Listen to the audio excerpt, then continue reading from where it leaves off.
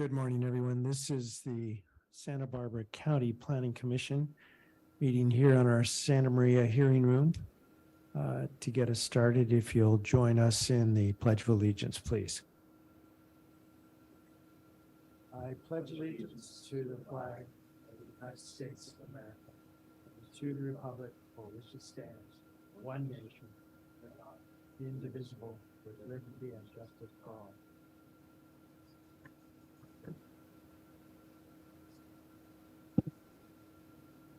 Mr. Villalobos, good morning. Good morning. Will you get us started, please, with the roll call and the TV coverage announcement? I would be happy to. Thank you, Mr. Chair, and good morning to the commission. Planning Commission hearings are televised live on County of Santa Barbara Television, CSB TV, Channel 20 at 9 a.m. in the South Coast, Lompoc, San Ynez, Santa Maria, and Orca areas. Rebroadcasts are on Fridays at 5 p.m. on CSB TV, Channel 20. Today's hearing will also be streamed live on the county's website and will be available for download in a day or two. Moving on to the roll call. Commissioner Park. Good morning, I'm here. Excellent. Commissioner Farini. Here. Commissioner Martinez. Here. And Chair Cooney. Here. And I believe Commissioner Briley will be joining us in just a few minutes. That's great. Thank you. Good morning, Mr. Wilson. Are you ready to get us started with the agenda report? Good morning, Chair and Commissioners. Yes, I can begin with the agenda status report. In regards to the status of our agenda, today we have one item on the standard agenda, and staff and the applicant are ready to present on that item today. I can move the projection report, Mr. Chair, if you'd like. Please. Looking at our upcoming hearings, our next hearing is going to be on October 25th. And that is a special hearing, and it is on a Tuesday at 9 a.m. in this hearing room.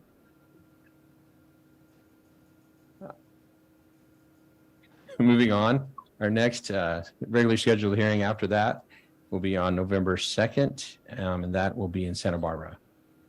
And there's three items on that day on November 2nd. The Highway 101 widening project, and then we have two items from the Long Range Planning Division, a zoning ordinance amendment package, as well as an amendment to the land use element of the comprehensive plan regarding disadvantaged unincorporated communities. So that is on November 2nd. And then moving further into November, we have a hearing on November 9th, which is two items on that date. And that is also a Santa Barbara hearing. We have an appeal of a garage conversion, and then we have a lot line adjustment on that hearing. And then moving into, so in November, we only have two hearings, the 2nd and the 9th. And then we will reconvene on December 7th. And that will be a Santa Barbara hearing, and we have an appeal of a cannabis cultivation operation in the Carpinteria area. And then on December 14th, we have put a placeholder for another hearing on the Highway 101 widening project if needed. And that concludes my apologies. That does conclude it. There's nothing projected for December 21st. And I believe that in the near future, you'll be getting a communication from Mr. Villalobos. I'm actually volunteering him, but it has to do with the communication about a luncheon during the holiday seasons and the date. Mr. Villalobos, I don't know if we have a date for that picked yet. Well, we were talking about this at the end of the last hearing. I think that we kind of zeroed in on December 14th, and I had a short discussion with Ms. Crandall about selecting a restaurant for that. So stay tuned. And save the date, right? Save the day, absolutely. Okay, great. Commissioner Park. Somewhat germane to that is, I think I heard you, Mr. Wilson, say that the hearing on December 14th on the lighting project would be sort of an as-needed thing, right? And so would we know on, by the end of the day, November 2, when we have the first hearing on that, whether we need the one on the 14th? Commissioner Park, through the chair, that is correct. I think we'll have an idea at the end of that item on November 2nd, if we'll be coming back on December 14th. That'll help for scheduling the Christmas party, because I wouldn't want to schedule that on the 14th and find out we don't even have a hearing that day. But I'd still come for sure. Any other questions, Mr. Wilson, in the projection report? Questions, comments, concerns? No? Okay, then we will go to our public comment portion of the meeting, where we invite members of the public to address the commission on matters not on today's agenda. We have a couple of people I recognize as here for the matter on our standard agenda. Is there anyone that you know about, Mr. Villalobos, for public comment? Mr. Chair, I have not received any physical speaker slips, and we do not have any members of the public in attendance on Zoom Okay. currently. All right, one last look around. We will close the public comment period and move to planning commissioner informational reports.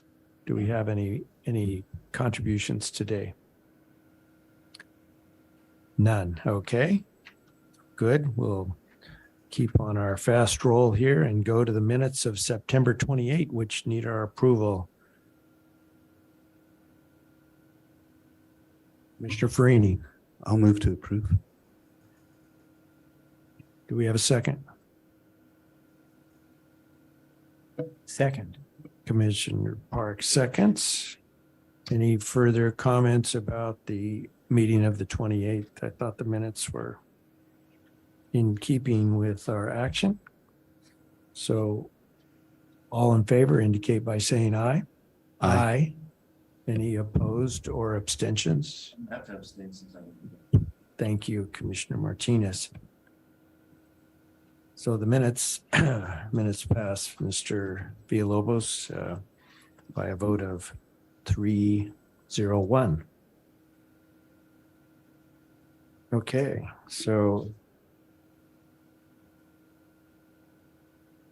we're at the highlight of our meeting when we turn to our director or deputy director for a report on Board of Supervisors activities.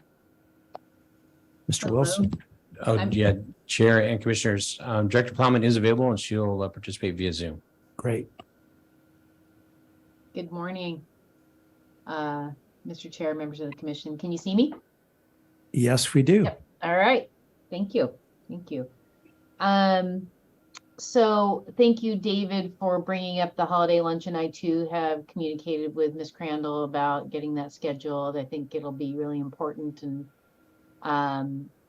fun for everybody to get together and reconnect and celebrate. So we will keep you posted on that.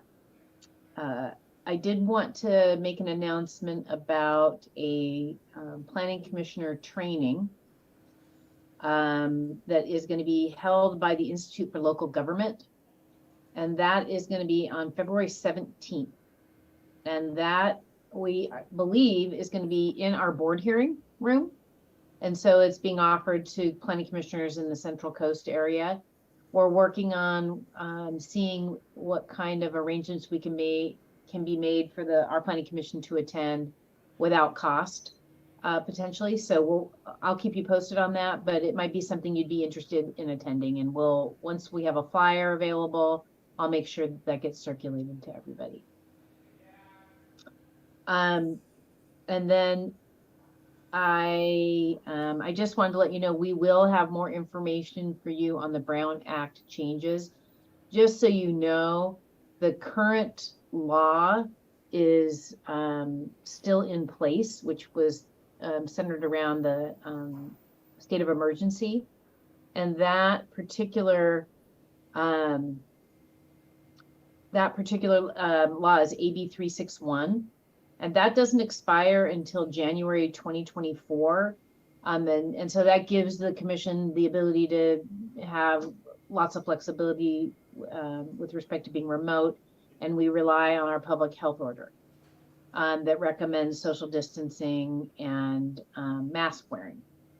So if that were to change and we were no longer had a public health order that made that recommendation, we would then be subject to AB 2449, which was just signed by the governor, and that goes into effect, will be parallel, in effect, January 1, and then that is supposed to expire January 1, 2026.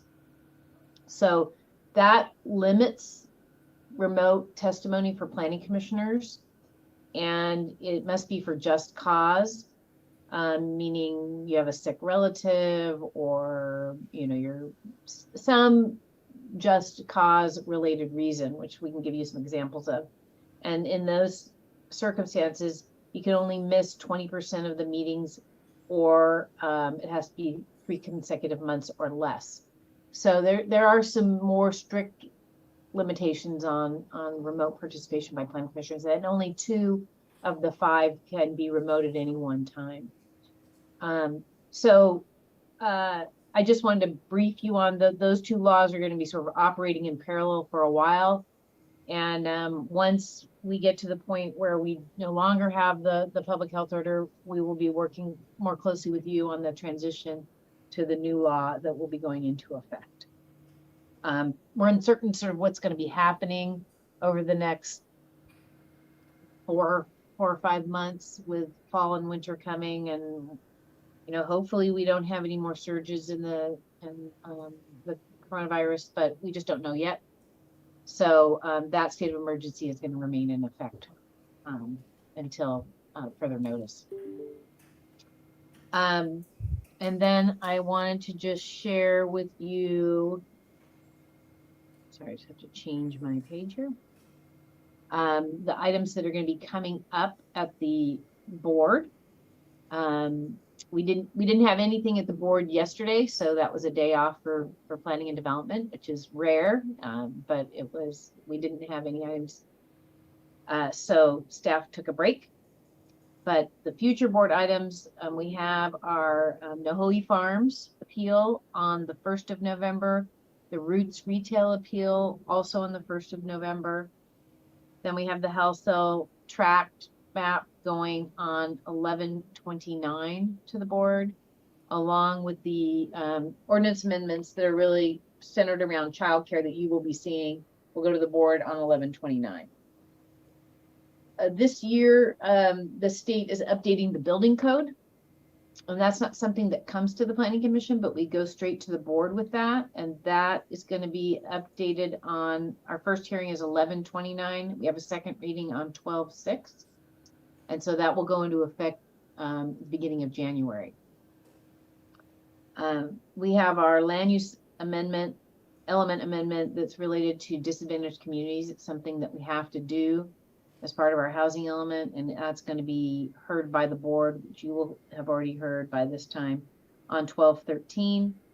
Then the Summerlin Association Fuel Depot sign appeal will be on 12/13. And the Ceres Cannabis appeal will be on 12/13. And with that, I'm happy to answer any questions. Well, thank you, Ms. Plowman, for that report. And I might add, with respect to AB 2449, I'm sure County Council will agree with me that there are some subtleties in that. Obviously, the process of deciding what should be public and how much leeway should be given to planning commissions to meet, other than according to the Brown Act, is a lot like making salami, because it's hard to be counting on those. As you said, there are a number of exceptions that are realistic in terms of coming up. We do have it. And I think if we could use the positive parts and better understand as we go the questionable parts, it could work for us. But as of now, it's certainly, there is doubt about, I don't think we should start planning our vacations and calling in from Hawaii based on AB 2449. Any other questions or comments, Commissioner Park? Yeah, just briefly, did Ms. Plowman disappear?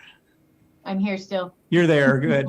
So you mentioned Ms. Crandall scheduling something, and she obviously doesn't get much attention to these meetings because she's not directly involved in projects. But as you know, she was involved in a kind of a wild goose chase to get each of us planning commissioners interviewed in something important a few weeks ago. And I think she did an astoundingly good job and was so tolerant and patient with me. I really appreciated it. So this is a shout out for her, which she deserves.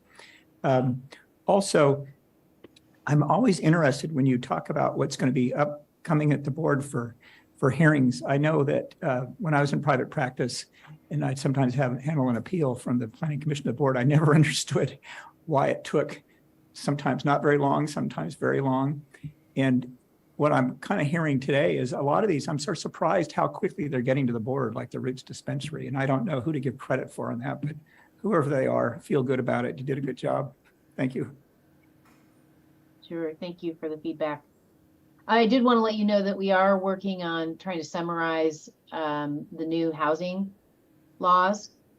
And we will be bringing that back to the planning commission. There's a whole lot of them, and we're researching them now and trying to get a better handle. We got some information from our lobbyist and from CSAC, so that's helpful. So stay tuned. Okay. Anybody else? Not hearing any? Thank you very much, Ms. Plowman, as always. We appreciate you joining us. And we will turn to our standard agenda. Mr. Villalobos, are you ready? Happy to do so. Thank you, Mr. Chair. The following is a hearing on the request of Gary Teixeira, applicant, to consider case number 21 CUP 18 and the state CEQA guidelines section 1516 8C4 checklist for commercial cannabis land use entitlement and licensing applications. Thank you. Members of the commission who have ex parte disclosures can make them now or as they remember later on. Welcome to Commissioner Bridley. And we're glad to have you here for this matter. Thank you. I just in the nick of time. Sorry about that. I did have this ex parte disclosure, so I might as well continue on Please. with that. I spoke to Jay Higgins yesterday, and once before it was originally scheduled. That's all. Any other commissioners with disclosures? Yes, Chair Cooney, Commissioner Freeney. just to recap, I think I already disclosed this, but one more time, did a site visit with Mr. Teixeira and Kathleen Wold, and then have had follow-up discussions with Mr. Teixeira and Mr. Higgins. Okay. Commissioner Park, anything? You know, I'm not very embarrassed to say that I can't remember if I disclosed my ex parte visits last time, because last time we just did a continuance on this. But I did visit the site with Mr. Teixeira and Ms. Wold. And I think that was it. And I managed to back my car into their gate, but what the heck? And then I think I had a conversation on the telephone later with Mr. Higgins. Okay, thanks. The incident with the car now is officially on the public record, so not sure I would have advised that you go into that detail. It's a great story. Okay, Commissioner Martinez, anything? Okay. The only ex parte I want to disclose is that I did drive to the site, drove quite a bit around the site and the areas, the EDRNs that were in closest proximity to the site. I did not speak with the applicant or any representatives. So with that, I think we're ready to get started, and our planner, Mr. Archbold. Hi there. Hi. Is this first appearance before the commission? I think this is my second. Yes, that's correct. Oh, good. Well, I'm sorry I didn't recognize you, but welcome. Thank you. Good morning, Mr. Chair and members of the commission. My name is Sean Archbold, and I will be presenting the Teixeira Outdoor Cannabis Cultivation Project. Next slide. The 75.17 acre subject property, outlined in red, is located 12,350 feet east off of Highway 101. The property is approximately 60 feet away from the Cottonwood Canyon EDRN to the northeast, shown in gray, and is surrounded by parcels zoned Ag 2 100 and Ag 2 40. There are several parcels west of the project with cannabis applications in progress. Access to the subject parcel is taken off of Dominion Road. Project requires a conditional use permit to allow a cannabis operation with more than 50% site coverage dedicated to cannabis. Next slide, please. The project is a request for 60.40 acres of cultivation under hoops. The project would have up to 4 regular full-time employees and up to 16 additional employees during harvest and planting periods. Harvest periods would take place 3 times per year and last up to 14 days each time, and planting periods would take place 3 times per year and last up to 7 days each time. The project includes the addition of a new 64 square foot shed used for storage of well pump and electrical main equipment. Additionally, the project includes installation of fencing, motion sensor security lighting, and existing landscaping around the perimeter of the parcel. The OAP involves a tiered response, with the first tier utilizing closable ends and active monitoring of wind patterns and weather, and the second tier implementing a vapor phase odor control system along the entirety of the property line, with an additional secondary line along the west side of this project site.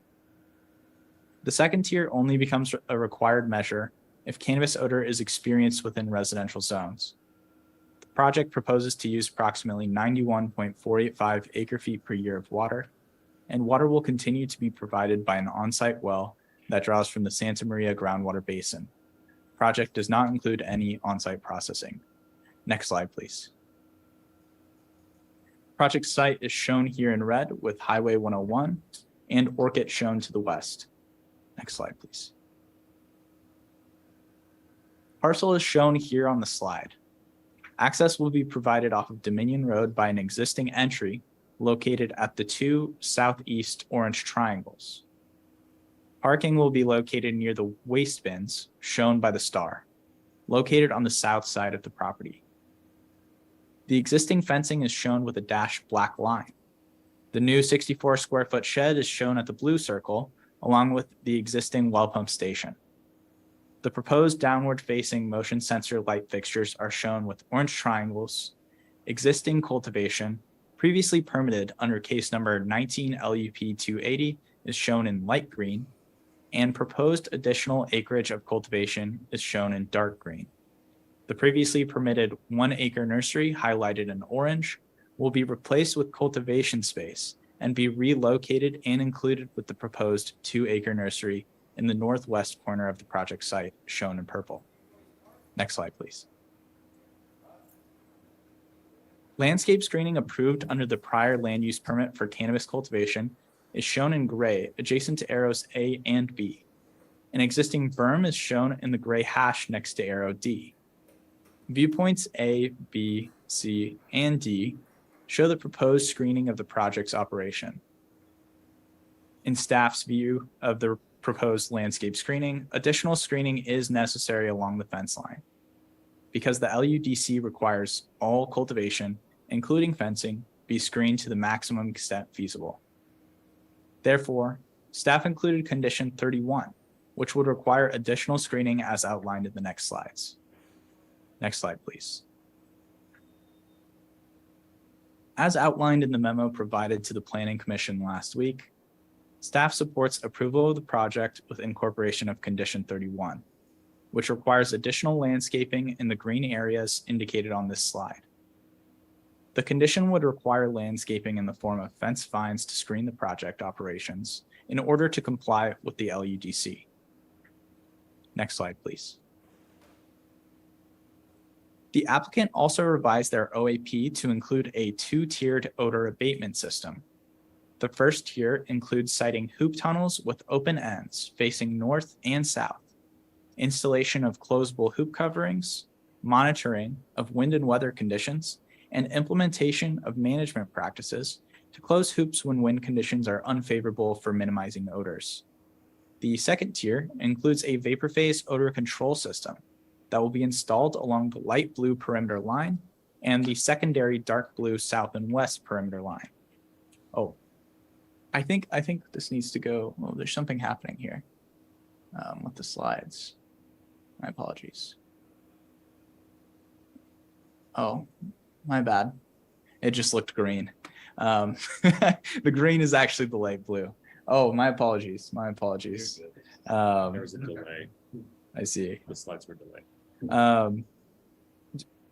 So something I do want to mention is that the second tier only becomes a required measure if cannabis odor is experienced within residential zones as determined by P&D. The OAP has been certified by an industrial hygienist. Next slide, please. The proposed project is consistent with the policies of the comprehensive plan, including the land use element, which covers services, hillside and watershed protection, and visual resources policies. The agricultural element, which covers agricultural resource policies, and the conservation element, which covers groundwater resources policies. A complete discussion of these standards and policies, along with the project consistency analysis, can be found in section 6.2 and 6.3 of the staff report. Next slide.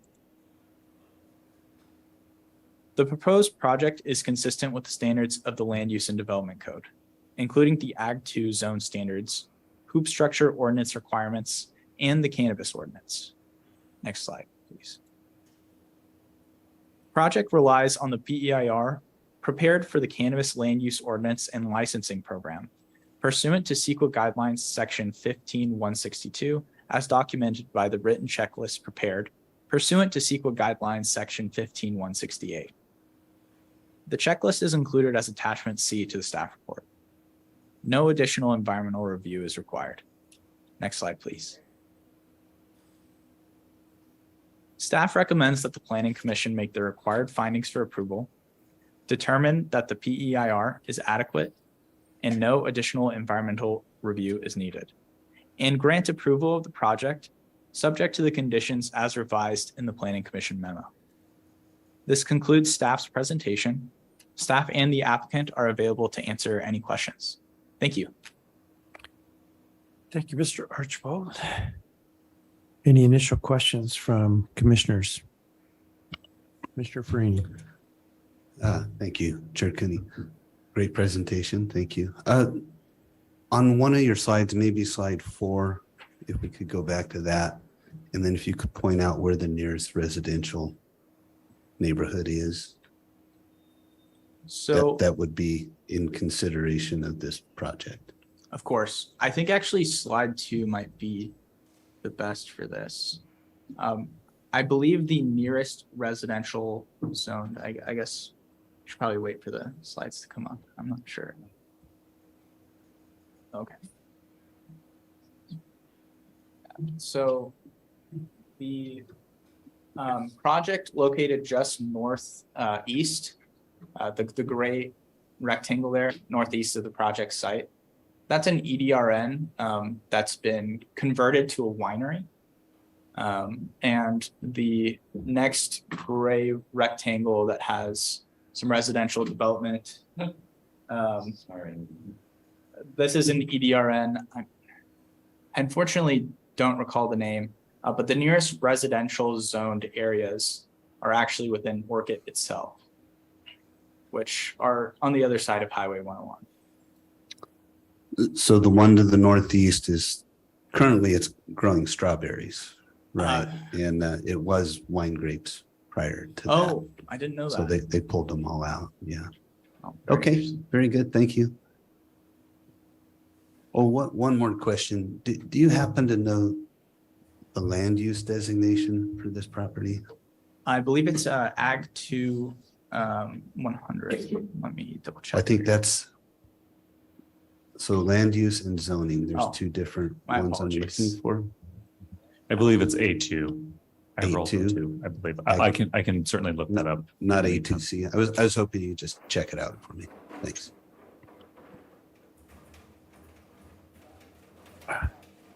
Mr. Park? Yes, I have a question about the landscaping condition. And I've been there and, you know, I think folks know that I have a bias for having these projects look like they belong in the agricultural area and not stick out. So I don't really like the, you know, prison camp honor farm look and lots of fences and wire and something that makes it look like it's a cannabis project or worse. But here we have a condition to screen, and I'm trying to figure out what are we screening? Because this project is already developed with hoop houses and will have hoop houses. There's already a pretty substantial fence in front of it, you know, a see-through fence. And the hoop houses, as hoop houses often do, have would you call it a wind fence, Mr. Farini? The black fencing that's along the sides? Yes. Yeah. Fence. And so when one looks at the current hoop houses, you can't see what's inside. So what are we screening with this condition? Are we screening the cannabis crop, or are we trying to actually screen the hoop houses, or what? And I'm going to assume that was a question for staff. I guess it is. So I'm going to ask a lot of rhetorical questions, but they kind of end with some kind of question, so it looks like a question. the LUDC requires landscape and screening of cannabis operations to the maximum extent feasible. And this does include the security fencing that outlines the property. But does it include, are we trying to screen the hoop houses? So like the hoop houses that have berries are unscreened, and then the ones that have cannabis, we're trying to hide them? That's what I want to know. Mr. Chair and Commissioners, so the hoop houses are existing. So they are part of the operation, and so they do need to be screened. But I guess I would actually say, because they're existing, that's not that really the intent. But what needs to be screened is the cultivation within them. So fencing, that is also something that is part of the operation.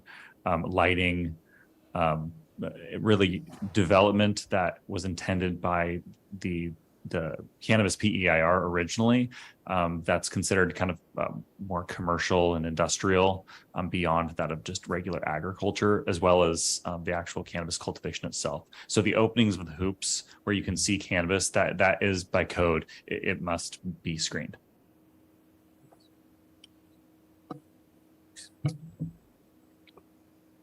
Anybody else? Commissioner Brady. There was an exhibit, and I think it was a photograph that I saw on my computer screen when I had to zoom in. What portion of the fencing is going to have the barbed wire on it? Do we know? I think I might refer to the applicant for that question. Okay, that's fine. And then another question was on the OAP. I know the change from our first hearing when you had a chance to review it is that now they're talking about opening the vents and actually we're relying on wind controls as opposed to a vapor phase system, and that will come in phase 2. So I want to have a very clear idea about what is it that would cause staff to say you have to go to phase 2. Is it just P&D inspections, or could it also be public complaints about it? How do you envision seeing this permit compliance and, kicking over to that next phase? Commissioner Bradley, through the chair, I would say all of the above for that question regarding the OAP. So it could be a complaint from a nearby residence. It could be a permit compliance staff being out there, but it does need to be experienced within a residential zone. That is the trigger. for the OAP to be required by code to then shift to the tier 2 requirement. Okay, and I spent some time with Mr. Archibald this week talking about past cases. So can you remind me of another case nearby where we actually relied on just landscaping and having that 2-phase OAP concept of just relying on meteorological conditions and the use of hoop houses and their ability to be manipulated? Commissioner Bradley, through the chair, I don't have an example of a project where we have only relied on site design as this project has. There have been other projects, I believe Santa Rita Ag is one example, where there was beyond just site design, there were aromatic plants that were included in that design. But the code requirements for the minimum code requirements for an odor abatement plan include site design as one of the potential options. However, it does need to be certified by either a professional engineer or certified industrial hygienist. So in this case, it has been certified. But I would just point out that this project is a conditional use permit. So the commission does have more discretion on this than on other projects like a land use permit. Okay, and so I'm sorry, Mr. Chair, just one follow-up. So the certification for the plan now, but then once the final operation is in place and there's an inspection by zoning enforcement to make sure that, or permit compliance, that goes out and make sure that everything's there, there would be a second certification of the OAP then in terms of the ability to close the flaps on the, hoop houses and things like that. There's like a second in the field inspection to check off operations. Mr. Chair and Commissioners, there are initial inspections following approval of the project. And so that occurs within the first year. The odor abatement plan does not, it's not required to be recertified. It is certified and stamped as it's approved. When it's submitted to the county, that's part of our recommendation for approval, is that it is already certified. But then what happens in the field is that permit compliance staff works with the applicant to inspect and make sure it is actually working as it is certified to work. And so then it would be staff's call to determine whether or not it is satisfactorily reducing odors or preventing odors within a residential zone. Okay, thank you. That was it. Is this on? Okay. I'm sorry, commissioners. And just to remind the commissioners again, we are hiring the consultant to do odor testing as well. That's sort of a mandatory every project disclosure you make, right? When we really see a person in here that says they're that person, that'll be a great day. I do have a follow-up actually for the question posed earlier. So the general plan overlay is a agriculture 2 for this parcel. Thank you. Speaking of the general plan, it's an interesting twist to the usual situation we see with cannabis projects. We have an EDRN that is not acting as a residential development. Is that right? At this point, it's purely agriculture. I believe that is correct. Yes. I have been wrong about this though. I thought it was a winery, but now it's being used to farm strawberries. Okay, well, it could be farming anything. My question is whether the EDRN status, which we paid attention to in all of our North County cannabis projects, has been lost, or whether we need to be concerned about being able to detect odors in this EDRN, regardless of what else they're growing. So, it's probably a question for Mr. Pettit as to the requirements of the ordinance. But we have had several cases in the first district where the issue's been raised that, for example, Kate School is zoned for agriculture. It's not a residential zone. So isn't this still a residential zone technically? There's a no shake. Go ahead. Mr. Chair, so an EDRN is not a residential zone. I believe it's zoned ag. And so it would not be protected by the code in terms of the odor abatement plan requirements. So it's not, the definition of an area as an existing developed residential zone is not by itself enough. There actually has to be residential zoning on top of that. Correct. An EDRN is it's over agricultural zoned parcels, and the code requirements is for residentially zoned parcels. And the intent of an EDRN really is to be that buffer between urban sprawl and the agricultural areas. So it's not residentially zoned. Okay, well, my memory is that we've been concerned about odors getting into EDRNs in the North County. We didn't need to do that, huh? We could basically just say it's an ag zone and your voice doesn't count if you live in an EDRN. Commissioners, no, I think it's been a concern raised by residents, certainly on many projects that we've heard, along 246 and other EDRNs. The technical language in the code says experiencing odor in residential zones. But I wouldn't say that, I think if enforcement gets a complaint, they're still going to look into it and then explore if that complaint leads to it being experienced in a residential zone. There are other requirements that were related to EDRNs. So if you take access through an EDRN, you needed a CUP. So we haven't, I wouldn't say that we've, EDRNs have been part of the analysis, and there are some regulations in the ordinance related to them, but odor specifically is a residentially zoned property. And following the original cannabis land use ordinance, the board did revise the ordinances to protect EDRNs. And so there are additional standards. And I think that's because EDRNs are not residentially zoned, and so they didn't have the same protections as a residential zone.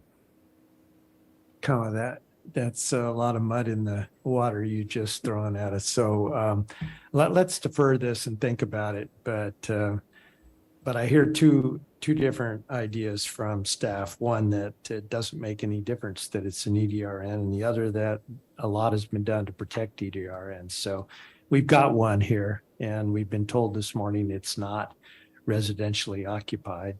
It's not zoned residential. So I guess we could say odor going to that EDRN is not our concern, at least not under our current ordinance. Mr. Chair, I would clarify. So the board did modify the ordinances to require, to change the code so that cannabis cultivation is not allowed adjacent to EDRNs, and to require a conditional use permit for situations when you have travel through an EDRN. So those are the changes that the board made. But again, the code odor abatement plan requirement does not protect against prevention of odors within EDRN.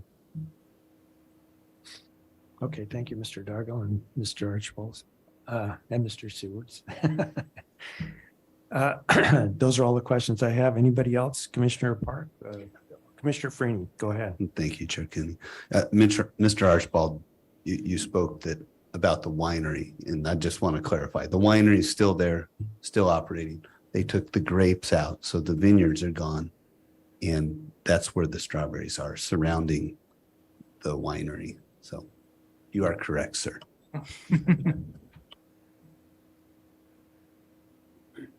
Okay. I want to address this last point about EDRN, what's fresh in my mind. And I want to also follow up on Commissioner Briley's question about nearby grows that don't have odor control. First, on the EDRNs, a very key thing was not the odor abatement plan requirements of the code, but whether it required a CUP or not. Okay, and we know if it passes by an EDRN, it requires one. If it's in an EDRN, it requires, and we saw this in the Sabata Canyon projects. And the key thing about a CUP is then it triggers the compatibility finding 2.1.5, which says it won't be detrimental to the welfare of the surrounding area and is basically compatible. And then that triggers our ability to discuss odor control and so forth. And especially in a case where we're talking about dispensing initially with an expensive and perhaps useless odor control system, it's perfectly appropriate for us to talk about what mitigating condition of approval we'd have if there is a complaint from somebody in the neighborhood. So I think that's our way into this. It's not really worrying about what's required specifically for OAPs. It's the fact that it's a CUP. Now that tends to go away here because this is an applicant that is willingly gone into the CUP process to get a larger coverage proportionally of the lot. And of course, starting next year, every project outdoors will go CUP. So we'll look about this. I think that's actually something that's very interesting about this project is we've recognized, applicants have, planning people have, that CUPs are more involved, they cost more and so forth, but they're not really so scary in every case. There really isn't necessarily a community problem that requires a lot of attention by us. But let me get to Commissioner Briley's question about, are there similar projects in the area that we've allowed to occur without odor control? One, we haven't really had projects in this area. Okay, this is a 115% ag area. It's all ag. It's all production ag. Okay, and if we look at the surrounding properties over to the, I guess it's the south. I don't know. I'm standing at the gate that I rammed into with my car, and I look to the left. There's the applicant's own berry farm. You know, he's the neighbor. Behind him is Greca Oil. Okay, we're going to protect them from noxious odors from cannabis. And then to the right is a Chevron property that's very large, and it's there because it's a depositing site for contaminated soil. So it's not as if this property is surrounded by immediate neighbors that are concerned about the possible noxiousness of odors. When I think of other properties, the closest one I think of that would it all be in the same area might be the Maldonado's farm up at the end of Santa Maria Mesa Road, and that's on Betaravia, yeah. And then Maldonado's have their own relatives growing vegetables and part of the property, and they have the Bendocito vineyards, other nice vineyards to the other side. That was an LUP project. I don't think it had any odor control whatsoever, other than just good farming practices. Is that right? There's no system there. Is that correct? Mr. Chair and Commissioners, I believe that is correct. It's an outdoor grow. It was a land use permit. So it was less than 50%. One other little remark on that. Could I just, before you get started, the heading that we're operating under right now is questions of staff. And there's a lot of meat in what you were talking about. Where do we go? What kind of powers do we have? I'd like to defer that discussion until we hear from the applicant and the public, if you don't mind. So continue with your other questions. Okay. Just one more remark on the odor abatement.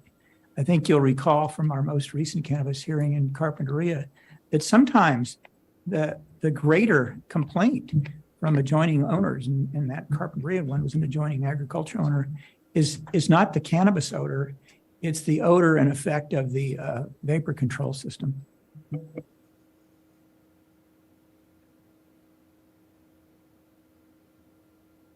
Okay. Anything else from staff before we hear from the applicant? No, thank you. Okay, thank you. Please. Good morning. Oops, sorry. Kathleen Wold, H&H Environmental, and I'm here this morning to talk about the OAP, answer maybe some questions on that. So as you know, originally the site here has an LUP and has no odor control system on those acreage that are out there. I think it's 37 acres. And so coming in and doing the CUP, we were of course required to do an OAP. And this project's probably been in review for over a year. And as you know, we sort of learn as we go with these OAPs. And so the original documentation was sort of like the highest and best OAP, which was just the going straight into the vapor system. And it came to our attention that we're sort of like, maybe we're not availing ourselves to the benefit that other people had done of a tiered system. So we looked at what we could do, and we started in with what measures would modify or abate the odor and where we were and where the nearest sensitive receptor was. And that's why we chose to go with the first tier, the way it's structured. We didn't choose to go with lavender type plants because the feedback we've gotten, and we're listening, is that those really aren't effective in any way, shape, or form. They're just sort of a placebo, a nice thing that people look at and say, oh, isn't that nice? So we skipped that. So we went straight into the two-tiered, the modification. I think that the reason that we are 100% behind that, we feel secure that we can offer that to you and that it's not going to be an issue, is because of what Travis had to say, that they have a robust program. You know, we have a very detailed management program in how we handle complaints and our responsibility and the training of employees and how we identify and the time we have to act on it and the time we have to be responsive. And we have full faith that the county will hold our feet to the fire on that. So we're just asking that we be given the opportunity to take it as a two-tiered. If it doesn't work, our applicant is fully willing to put in the other system. But we think that we have enough management practices in place. We're a significant distance away from the residential sensitive receptor, that we're not going to have issues. The only time the wind turns that way is during the Santa Anas. And as you know, we're very much aware of when the plant is the most odorous, right? And the activities that occur, and we watch and we know and we can modify, and we believe that will be sufficient. And as I'd like to say, you know, this is a huge investment for this man, so he's not going to put it at risk on this odor issue. We have full confidence in it. And with that, I'll bring my colleague up, Jay Higgins, to talk about the landscaping. Thank you, Commissioners. Jay Higgins representing Mr. Teixeira, and I have the opportunity to bring to you a little different perspective, or the unusual opportunity to talk about a slight disagreement we've had with staff, which is atypical at these presentations when we bring something to the commission. We think we've met what the code requires. If you know, the code is the code, and you can interpret the code, and that's what we all get to do with our lives, because we've done something horrible in a past life, I suppose. We have a code that states, you know, maximum extent feasible, but then it gets into that landscaping plans shall be required to screen new buildings, new structures, and then the code sort of gets into accessory structures and whatnot. And the key word there is new. I think what we've seen in the last few years is that the very good advice of somebody in the department that is no longer in development review, but was participated heavily in the code preparation. He told the applicants at several meetings early on, you need to overcompensate for these projects when they go to the commission, and really at the land use permit stage too. So the industry has overcompensated. They've been asked to overcompensate. They've, for the most part, agreed to overcompensate with lots of things. Landscaping is one. I think you've seen odor abatement as another source or category where some have overcompensated. There's all kinds of other things that are being asked of applicants to overcompensate, to be conservative on policy analysis, particularly with the building code and sprinklering, that are all very significant investments that for the most part, applicants have cooperated with. I think it's a point in time now, and I'm not going to talk about the state of the industry, but we're trying to pivot a little bit with what's happening in the marketplace and value engineer, so to speak, where we can.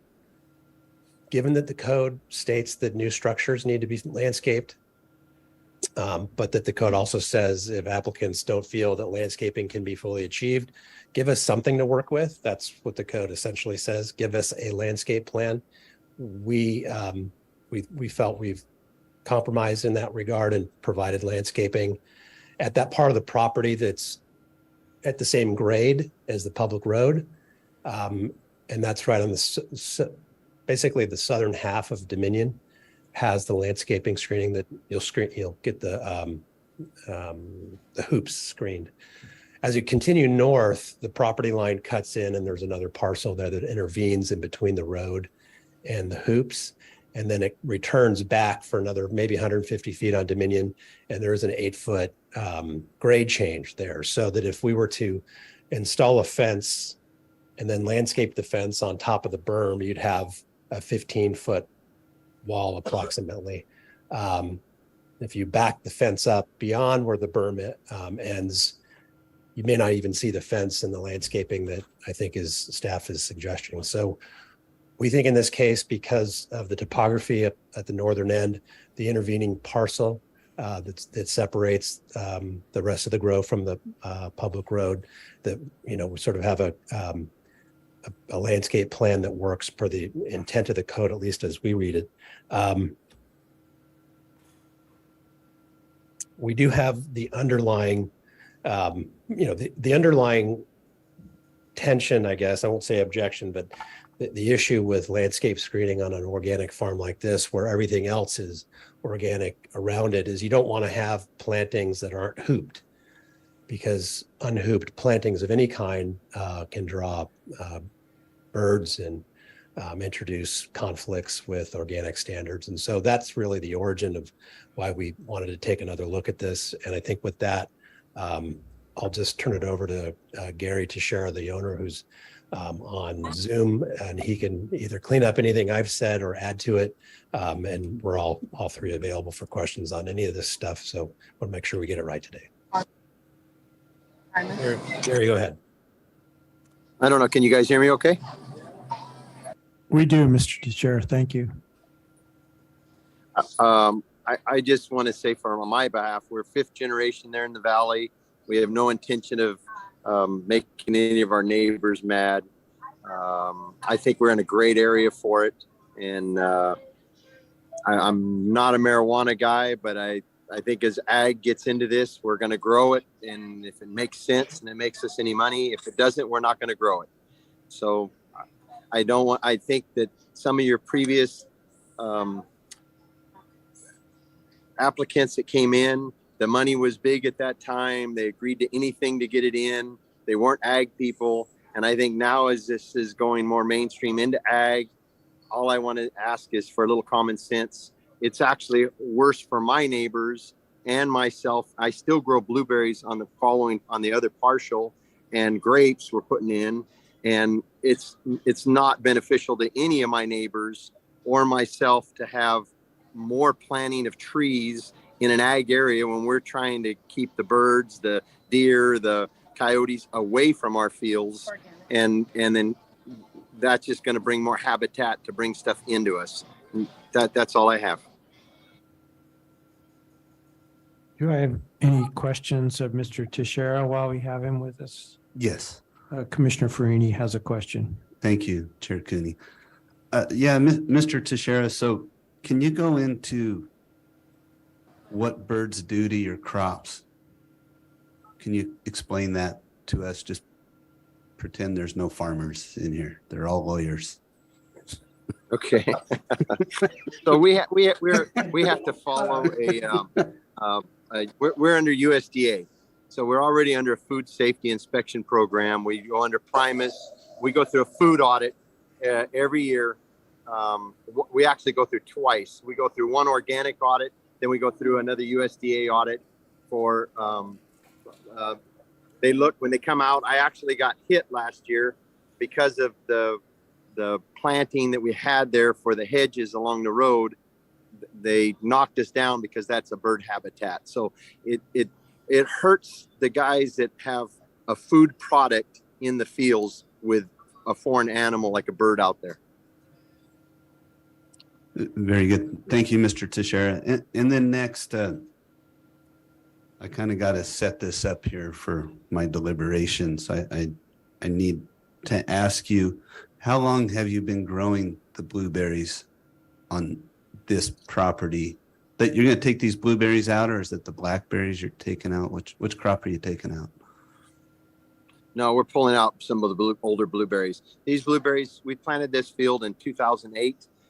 We started putting hoops up in 2009 because I was one of the first ones in the valley with blueberries, and the learning curve is for blueberries to grow here and to do any good, we had to get more heat.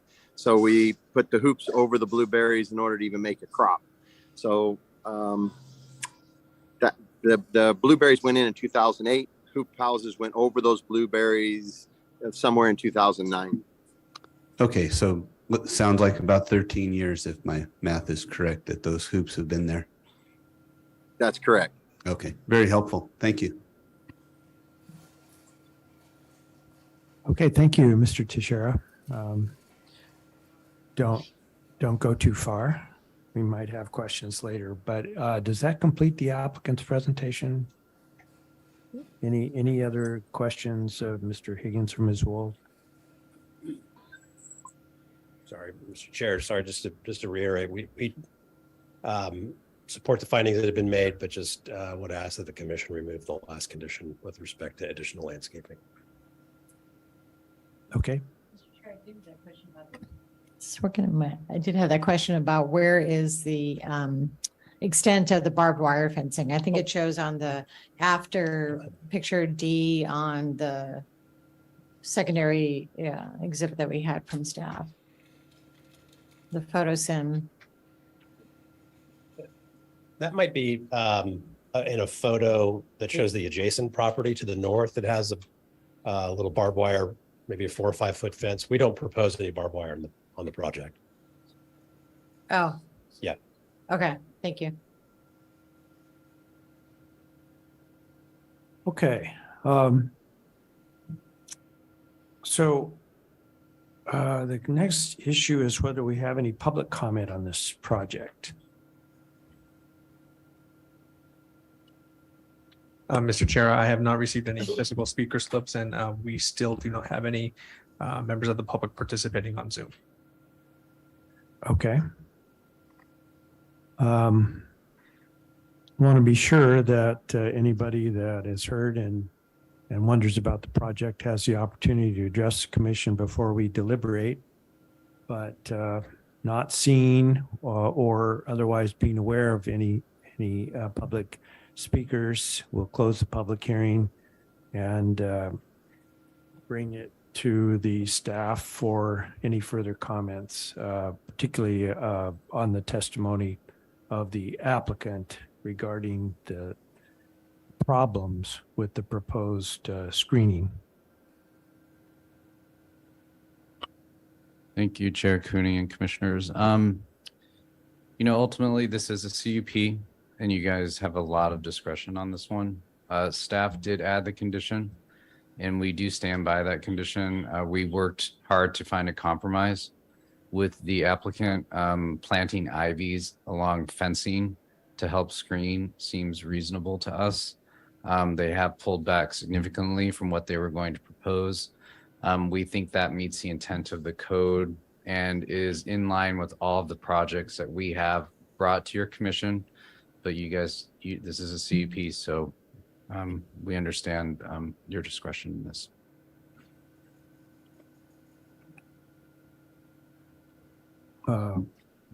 Commissioner Freeman. Thank you, Chair Cooney. So since staff's all spooled up there. So on greenhouses where we've done CUPs, we don't screen them so that you don't see the greenhouses. We actually do, Commissioner Farini, especially any new structures, and then a lot of the carp, the old CDPs and stuff required screening already. So what you're Okay. finding with a lot of them is that there was already screening in place, and we've worked with applicants to sort of fill in any blank areas for screening. So I'll go a little farther with Okay. that. And it's just a discussion, okay? Sure. So you can help me out here. It seems that a lot of those greenhouses have higher roof lines, like above 25 feet. Are they Correct. more like 31 or is it about 25? 22, ain't they those? Mr. Chair and Commissioners, it really does depend. I'm thinking of a project right now that's below 22 and it's being raised to 22 feet tall. Okay. So I think that's probably the average height that I've seen anecdotally. But we don't have applicants put in 22-foot high screening, do we? Or do we? It depends on the project. A lot of the projects that have greenhouses are in the carpentry area, and they require review by the Board of Architectural Review. And so as part of that process, they have incorporated landscape screening that screens the entirety of the greenhouses. Particularly when there's like residential zones right next door, they want to really screen that whole view shed of the greenhouse. Okay. And they do limit. Well, that's beside the point. I think that should probably answer the question. I got you. I guess just when I drive through carpentry, I see greenhouses and most of them are cannabis. So I don't know. Okay. Thank you. Any other questions of staff? If I may. Yes, Commissioner you. Martinez.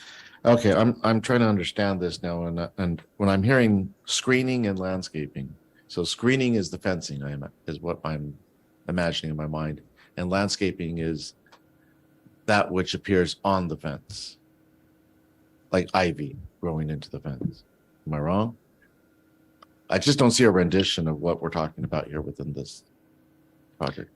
Mr. Chair and Commissioners, the landscape screening is the screening is completed by the landscaping.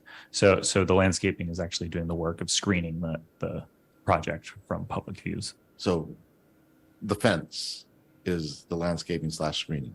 The fence serves the purpose of securing the site, and it is not intended to screen the site. So landscaping, based on code requirements, landscaping is what is intended to screen a site. Okay, and in this plan, are we talking any trees, or I heard the word ivy, but I'm in the landscaping provision of it. Commissioners, we can pull up the proposed plan. David, do you mind? Oh, there you go. Let's see if you can see my laser pointer here.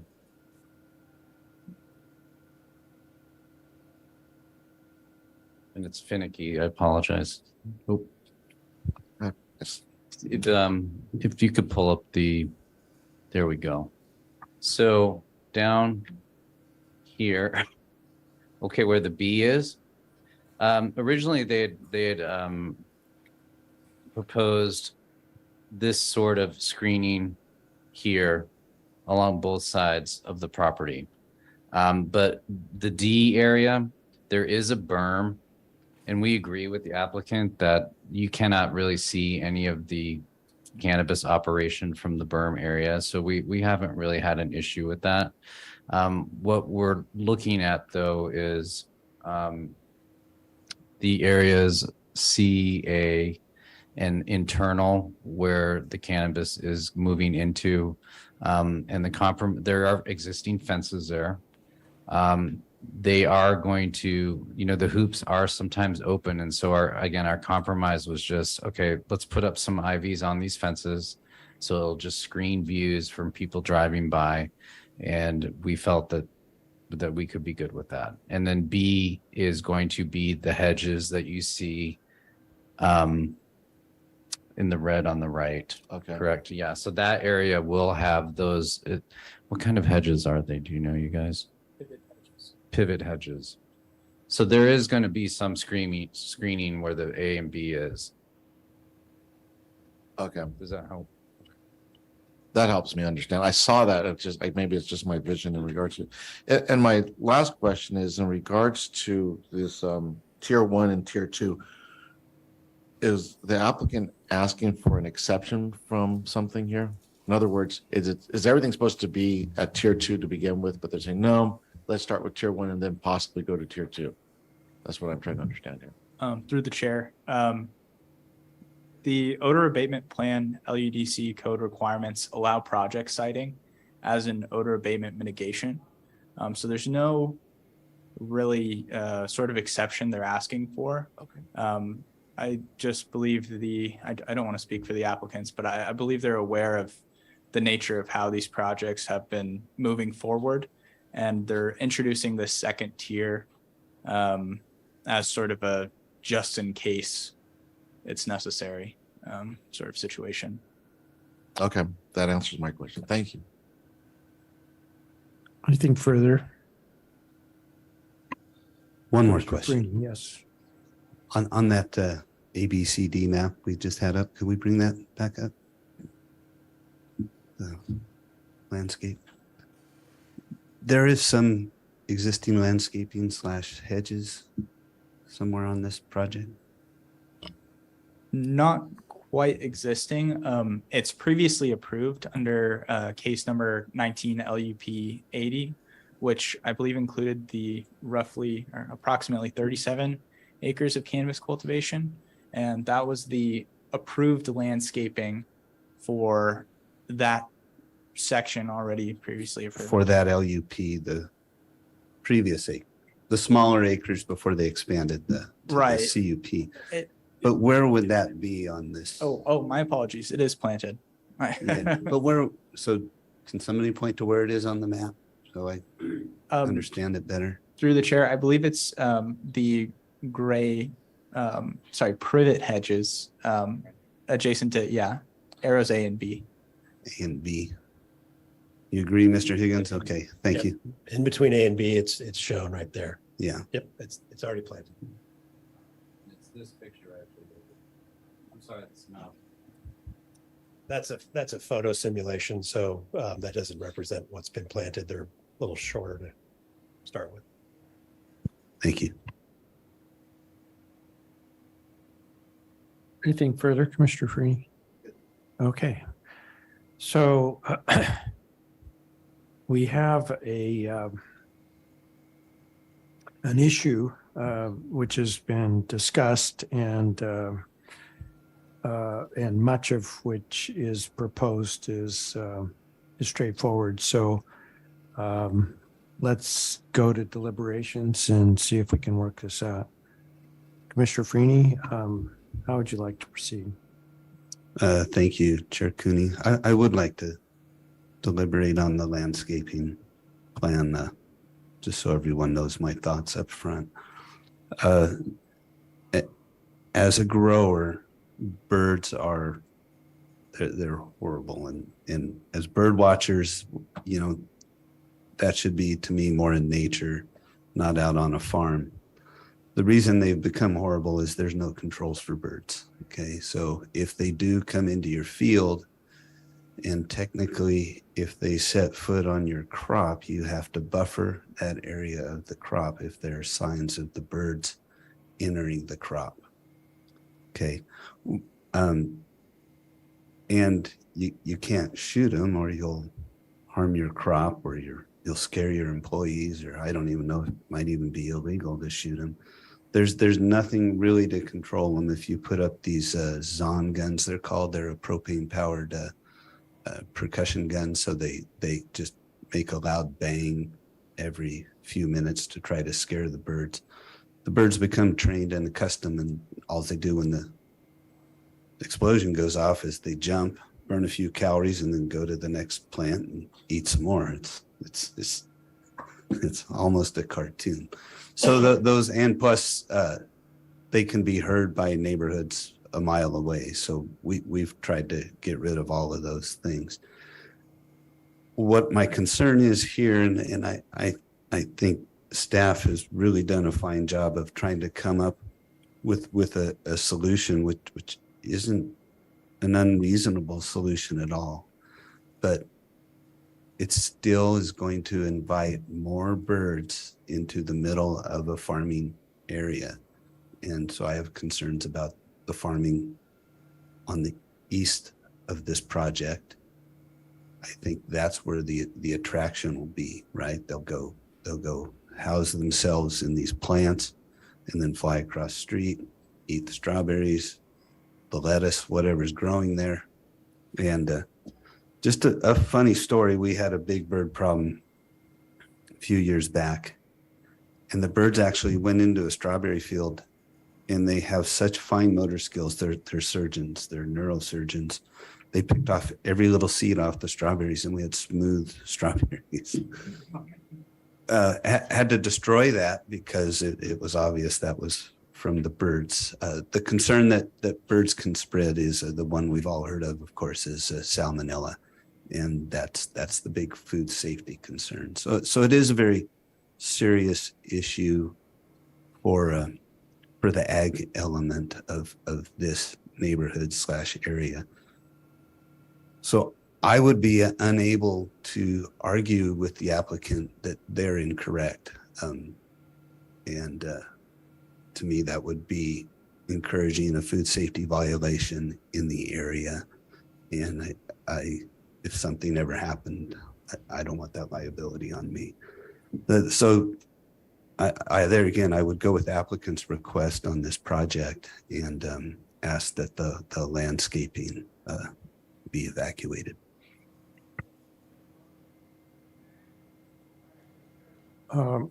Freeney, can I just ask for my own information, if no one else is there any botanical growing plant that does not attract birds that could serve as screening? There are none that we've been able to find.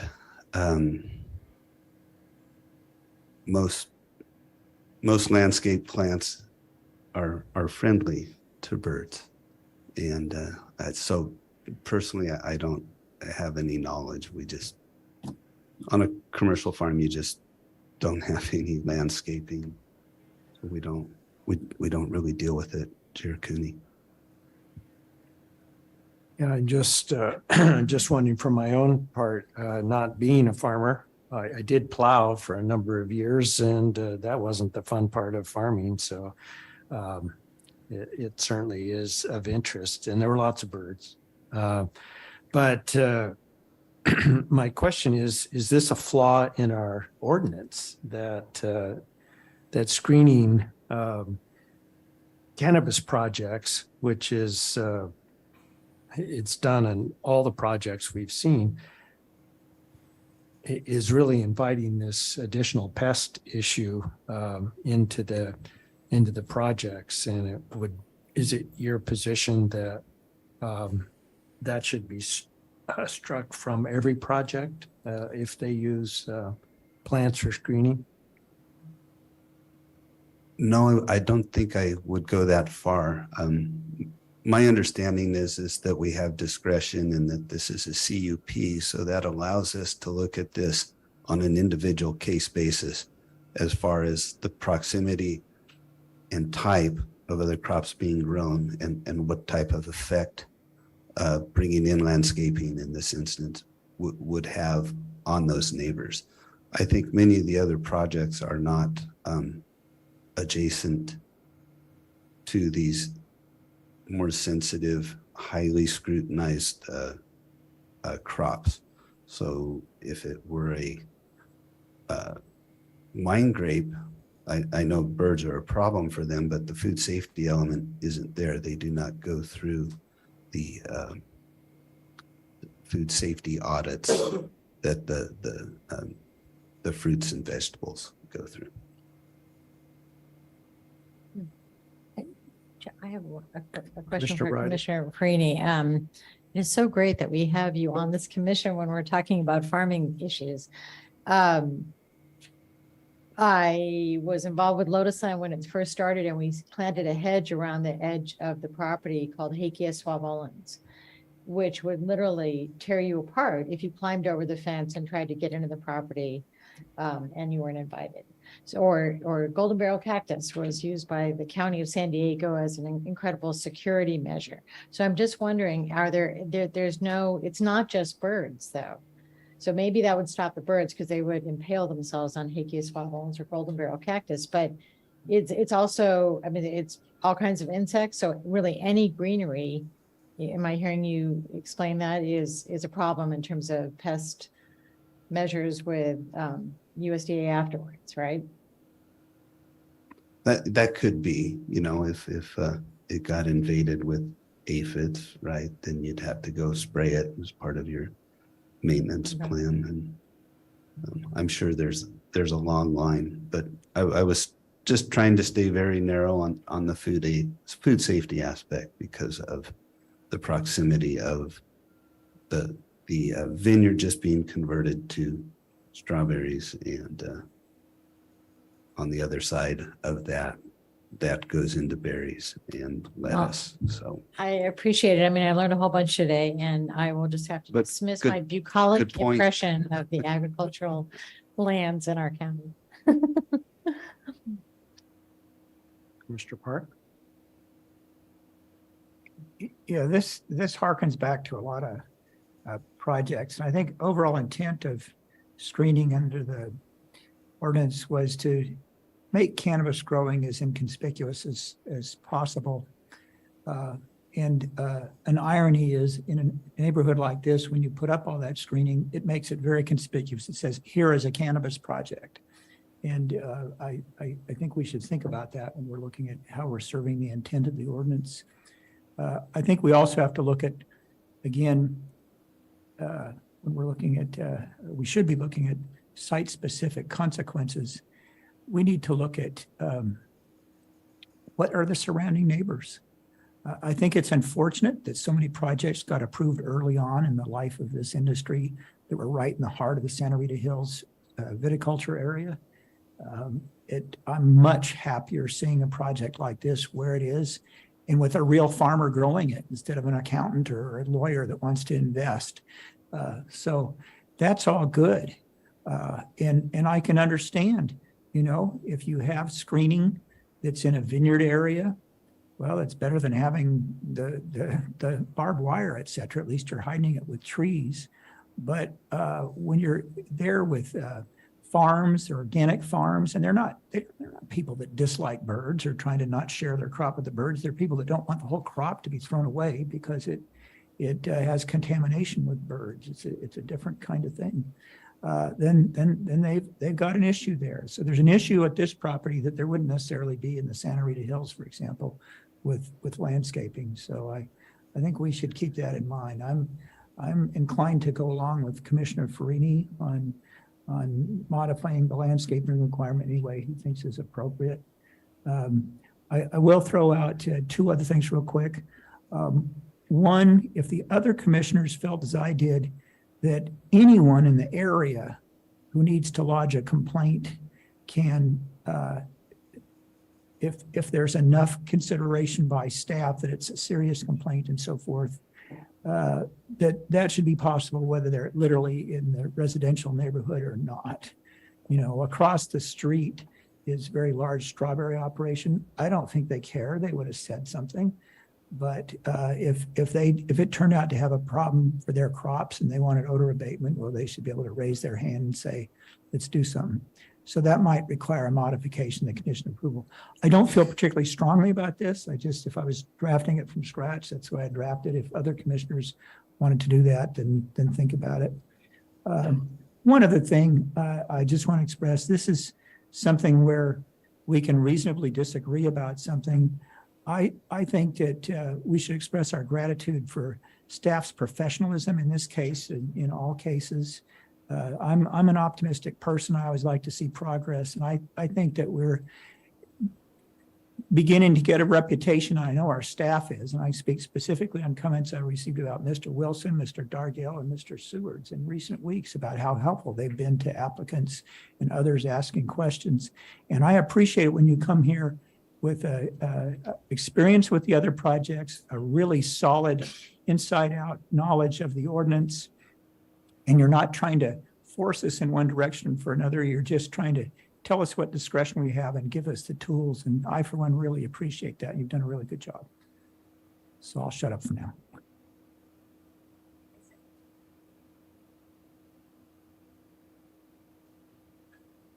Okay, any further comments from commissioners? Commissioner Martinez? Yes, I would just like to reiterate what Commissioner Parker just said in regards to this whole thing about only from the residential zoning that they can make the complaints. I mean, there's so many considerations that should come into effect when, I mean, what if you had work crews out there and the odor was so onerous that now you got complaints and now you can't even have those work crews out there. Now you're affected by it. So I think that's a severe limitation on those who live or work around the area. Even if you have a house in an agricultural area and you're affected by this, it should be something that should be listened to and addressed. And I think I'm learning more and more about these things, but obviously it's coming down to is that this was kind of a one size fits all ordinance when locations should be looked upon, and the effects of what surrounds it can have an impact. And that's falling greatly into my consideration. Thank you. Thank you, Commissioner Martinez. We're all learning. It's not just you. And it is great to have a balance on the commission that we have at this point, so we can try and get things right. My concern with what is being proposed is that we will hear about that from other applicants who object to screening that could impact them or their neighbors. And I don't think it's our job to change the ordinance. I don't like a lot of things about our ordinance, but certainly the idea to apply what we know about a particular neighborhood in setting the conditions of a conditional use permit is within our discretion. And I think we can do what Commissioner Farini said, or close to it, narrow the application of the screening so that it doesn't impact the areas that really don't need to be screened.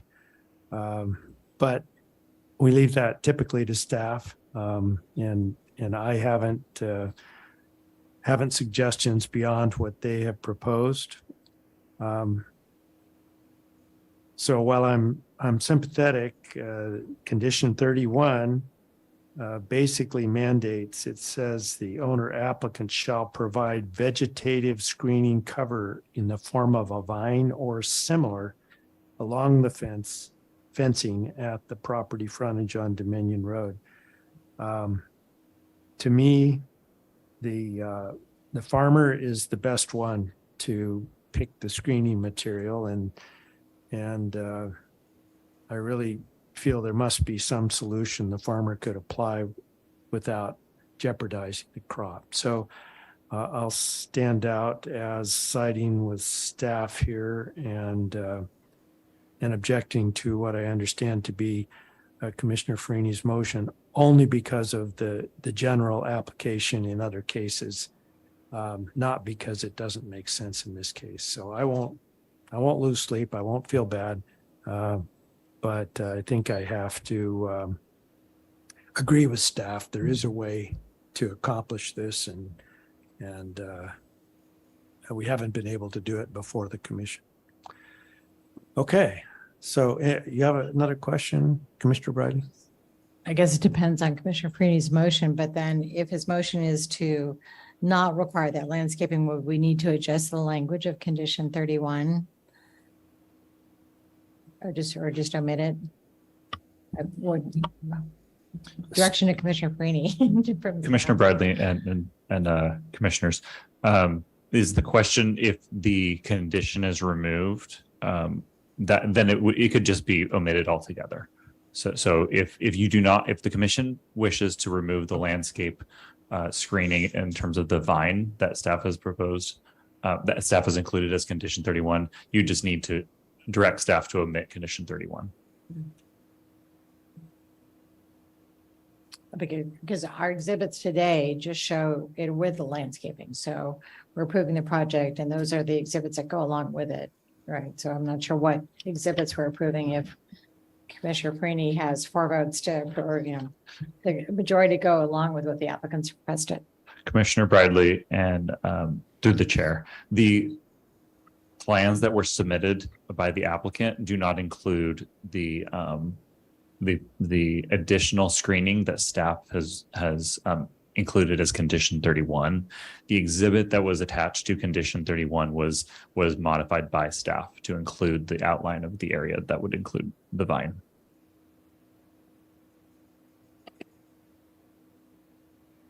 Mr. Green? Thank you, Chair Cooney.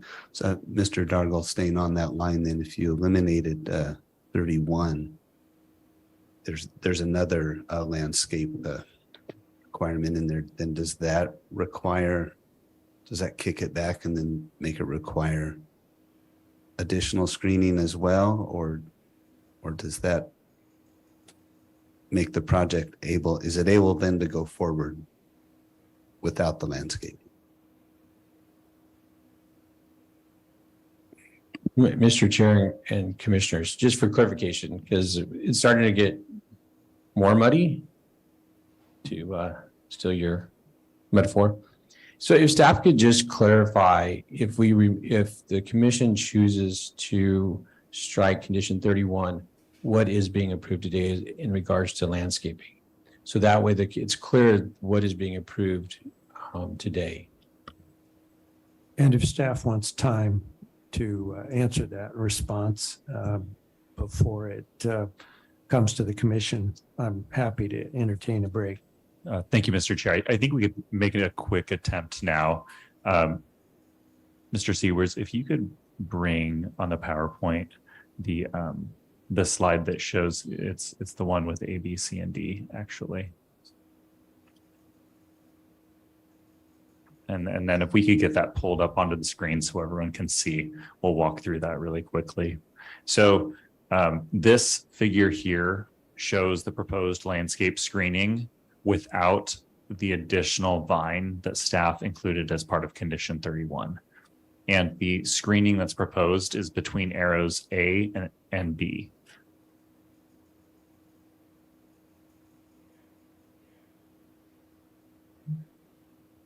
And just for clarification, Dominion Road is below B. Mr. Chair, Dominion Road runs north-south along the frontage of the parcel here. So basically all the arrows along up and down from arrow D to down to arrow B. So Dominion Road would be on the right of those, all those arrows. That is correct. Okay, thank you. If I may, through the chair, I think it's actually on the left of the arrows. So, Mr. Chair and Commissioners, just for clarification, from what I'm understanding is the original land use permit was approved with landscaping for sections B through A. Then the applicant came in for a modification to cultivate the whole area, and staff said, well, you need to have landscaping per ordinance, the way that it was interpreted, between A and D, which is that little cutout area. And then staff had said, okay, there's a berm from D to the very edge. So no landscaping there because it's already screened with a berm. So really what we're talking about is condition 31 was to put fencing and vines around that little square cutout area. So today, if we remove condition 31, it's basically removing that cutout area having fences and screening. But the project would be approved today with screening that's, I understand, has already been planted between the arrows A and B. And if I may, we have slide 7 actually has right here the proposed vine locations. In green? In green, yes, that's for condition 31. Thank you. And is the fence go along with the green line or no? Yes, the green line is located directly on top of the fencing. Okay. The fence is purple, correct. So if we redact condition 31, we still have the fence, but we just don't have the vines. Correct. Okay. Commissioner, and through the chair, we're talking about landscaping right now, so fencing is a different requirement, and for security, they will have to have the fence. Right. And Mr. Higgins, out of professional appreciation for all you do in the planning world, I know you're dying to say something. We will tread over seldom used discretion to allow you to make a comment. Thank you, Mr. Chair. I think the question was if we remove condition 31, which is our request, excuse me, there's still condition 9 that's stock in all the cannabis permits on this project that still has the standard landscape condition of approval that talks about the applicant shall submit a landscape plan, come up with a bond and perform on that. So we're not removing any landscaping requirements other than the new condition 31, condition 9 stays in the document. And I think that answers your question. I hope it does. Thank you, Mr. Higgins. Does staff agree that condition 9 is still applicable? Mr. Chair, yes, condition 9. I would have to look up the conditions of approval to confirm that it is condition 9, but that condition is the standard condition, as Mr. Higgins referenced, for proposed landscape plans. So it's the mechanism that requires implementation of the proposed landscape plan that's included on the plans provided by the applicant. Well, we're going to make a decision in a few minutes and you guys are going to have to enforce it. So we'll leave that in your hands. If there's a way we should be casting our motions in respect of that, I'm sure Commissioner Farini will consider that. I have a follow-up question of staff. Sure. I just want to be clear about what Mr. Wilson was just saying to us. And could we go back to the slide that had the A, B, and C, D arrows? There you go.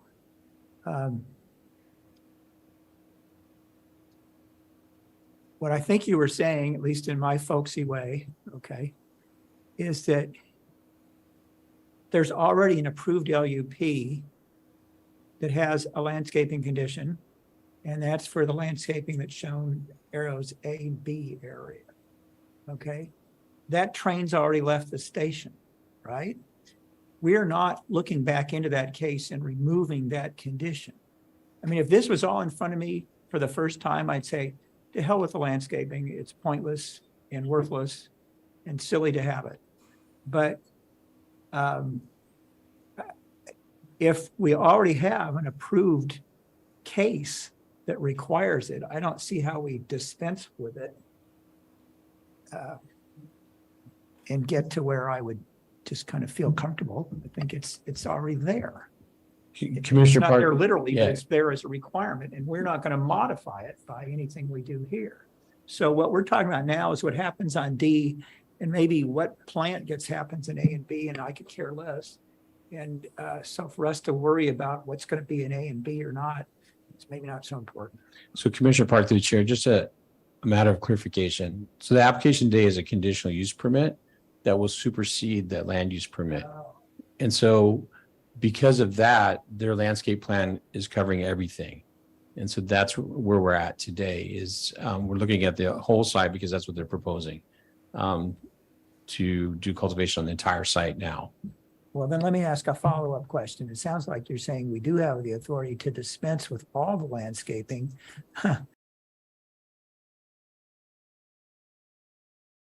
Other staff here, I don't want to try to supersede our legislative body, which is our Board of Supervisors, which enacts the ordinance. It's all right to talk about what my aesthetic preferences are, and I try to make decisions that within the scope of our authority. So the big question here to me is, does the ordinance require vegetative landscaping in every case? whether we think it's a good idea or not. I think that's what Commissioner Cooney was getting. Right. Mr. Pettit. Commissioner Knew you were Parks? here for a reason. Through the chair, yes, I am.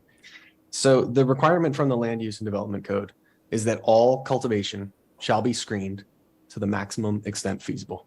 And then as the commission has discussed today, there are specific requirements that reference new development, the ability to make site-specific adjustments. But the basic requirement is that all cultivation shall be screened to the maximum extent feasible. And the commission does have some discretion to interpret what is feasible on a case-by-case basis. My understanding is that's what the commission is discussing today. And with respect to the screening between A and B, my understanding is what staff is saying is that the standard condition of approval 9 is going to approve whatever the applicant is proposing in their landscaping plan, and they're not proposing to remove any screening from A to B. So that's what will be included in the approval as proposed. And by not removing screening from A to B, that means that there will be some plants there. Got it. Okay. And just for sake of argument, this is such a fascinating thing to stew about. Which tells you I have nothing else to do. But the if the cultivation is completely obscured, hidden by a black wind fence and hoop houses so that you can't possibly see it, is that sufficient to be considered screening under the ordinance, even though it's not what we typically see? Well, no, it's not vegetative. It has to be a vegetative screening. Is that right? Or does the ordinance require vegetative? Commissioner Park, through the chair, the requirement is that all cultivation be screened. And this is within, under the heading of landscape plan and screening plan. I am hesitant to speculate on your particular set of facts. I think we, as always, staff would be looking on a case-by-case basis to determine if additional screening was needed. Okay. We've succeeded in extending our one case to the same length as 3 others. I think we better get to a decision on this and do our best. Yeah. Chair Cooney and Commissioners, would it be possible for the motion? I think we kind of have an idea of where a motion could be going. Can we take a short 5-minute break just to make sure we have it framed? Good idea. Correctly. You're welcome. Let's do 10. We'll be back at 5 to noon.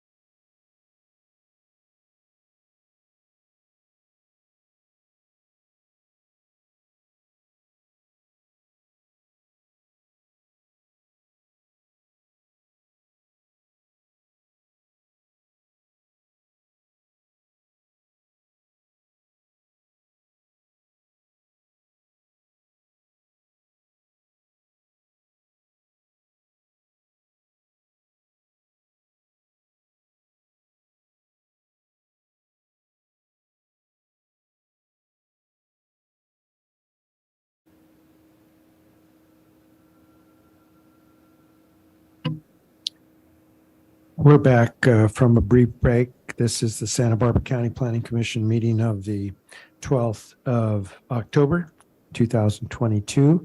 And staff had a chance to confer during the break. Mr. Wilson, anything to report? Mr. Chair and Commissioners, staff can walk you through a potential motion on related to condition 31, and I'll let Mr. Dargle speak. Mr. Dargle. Thank you, Mr. Wilson and commissioners. So on the screen, we have pulled up the recommended actions that staff prepared based on the memo that was routed to the Planning Commission last week. So these recommended actions do include both the revised odor abatement plan that was submitted by the applicant, as well as the revised landscape plan, and also the condition 31 change that staff recommended. So based on what we are hearing, it sounds like the motion will be, you can follow the recommended actions here, 1, 2, and 3 that are up on the screen, with direction to staff to strike condition 31 from the attachment B from the Planning Commission memo.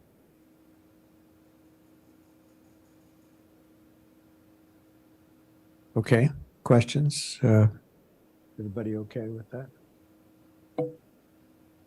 We don't have a motion yet, but any questions of staff regarding their recommendation? Yeah, and to answer your question as well. I'm fine with that. But getting back to the point that I addressed, and I think Mr. Martinez echoed, what do the conditions say about whose complaint gets heard in order to trigger the move to tier 2? Is it just those that live in residentially zoned districts, or could it be like maybe the 5-acre property next door that has a house? It doesn't have any windows in the house, but it's not occupied, never probably should be.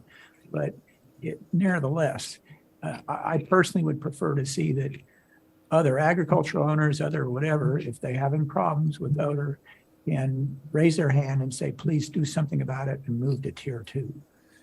Is that addressed in these conditions or no? Mr. Chair and Commissioners, no, that is not addressed in these conditions. What the conditions do include is the standard odor abatement condition, which points to the code, and the code specifies residential zones. Now, the commission does have more discretion because this is a conditional use permit. So I think we'd have to, that's a further discussion that I think the commission will have to. Well, I think it would be useful if our other commissioners chimed in. If somebody wants that, we can talk about it. If they don't, then Mr. Martinez and I don't think that we had a good idea. All right.